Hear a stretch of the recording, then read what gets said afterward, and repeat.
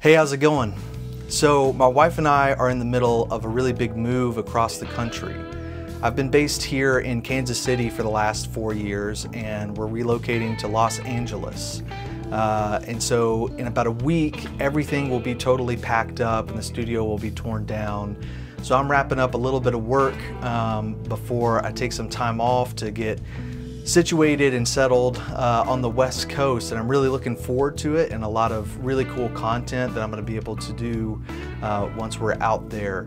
But what I thought I'd do today is show you my space. This is my little home studio cave that I've worked in every day for the last several years.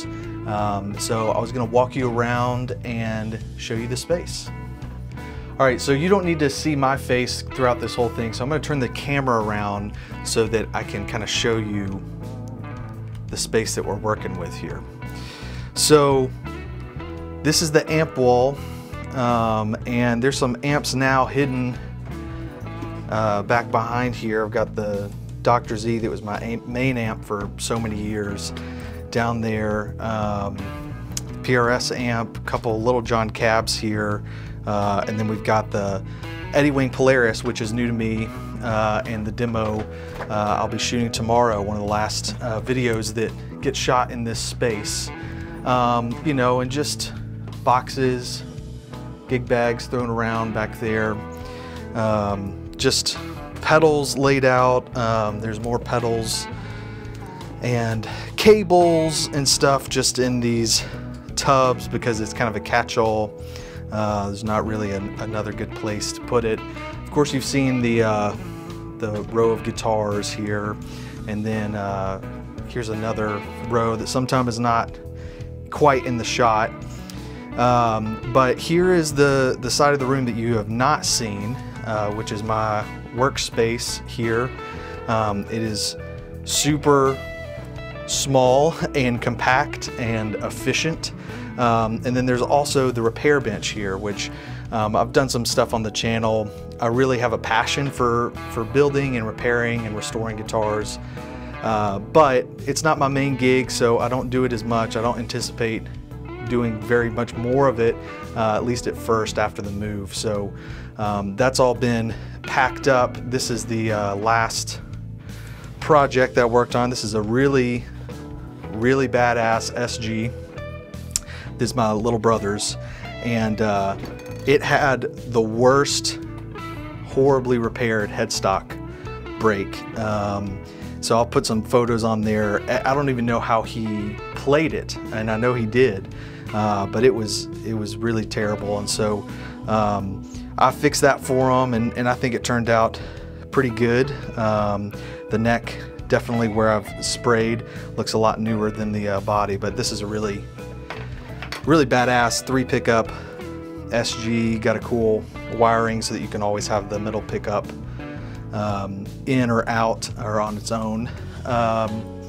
More tools and stuff, and so this is, unfortunately, I've had to share my studio space with the repair bench because there's not really a great place for it other than right here. So this workbench, or not workbench, but this work desk I built, and I've built a couple of them now with the same design, and so get some glamour shots of it. I had to fit it in between what was a closet and became a vocal booth, and then this other door here. And so under there I've got my main pedal board, but I've got all my Fractal stuff just sitting on top of it.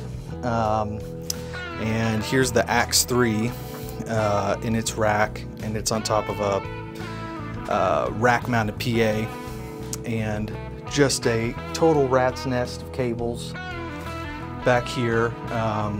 Got my #1 Tyler always right next to me.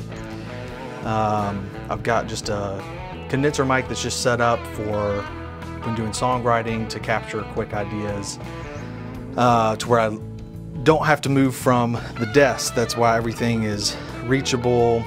I've been running Apollo and a MacBook for a long time, but everything, you know, with the ADAT expansion and a MIDI keyboard and the Axe right here, and a condenser mic that's always wired in, I'm able to have kind of seamless workflow.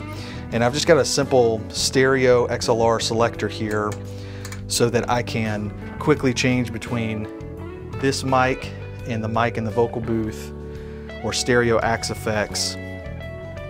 And then I can also have cables mic'd up for mic and an amp. A lot of times I'm miking amps down with the drums in the basement.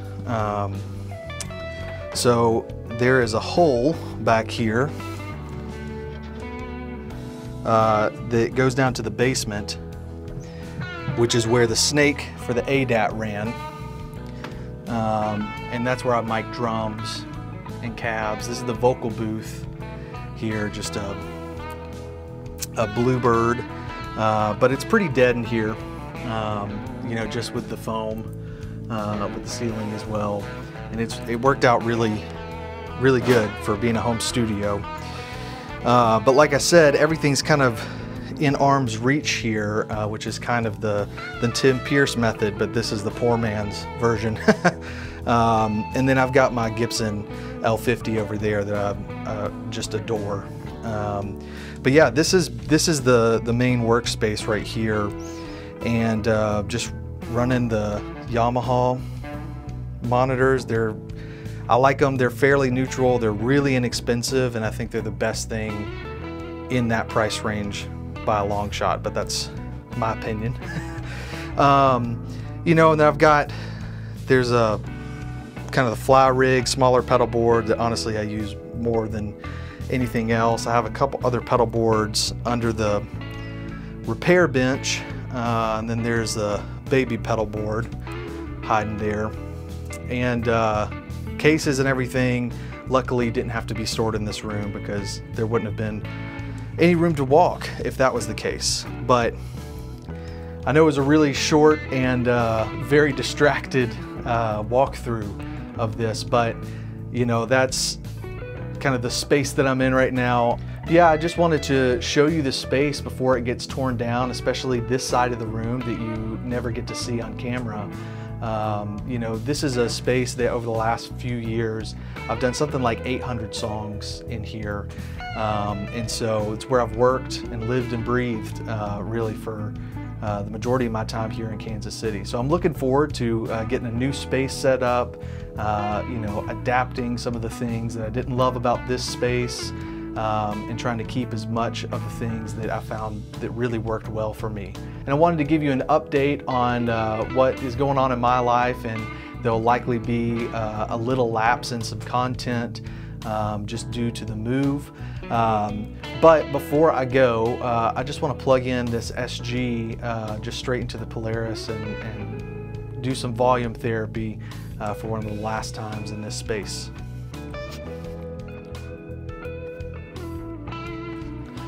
So one of the cool things about the way this guitar is wired is the middle pickup has its own master volume, but otherwise the three-way toggle works as standard. So I really like having the bridge pickup and then blending in some of the middle pickup with it.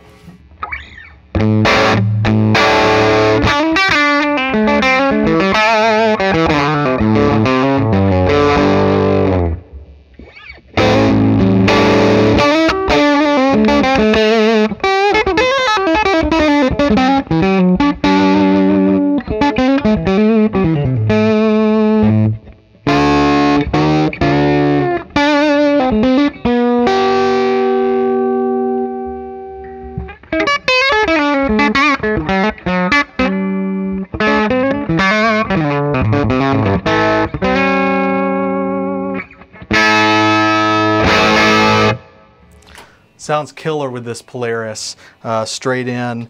Of course, gives you Angus vibes all day long.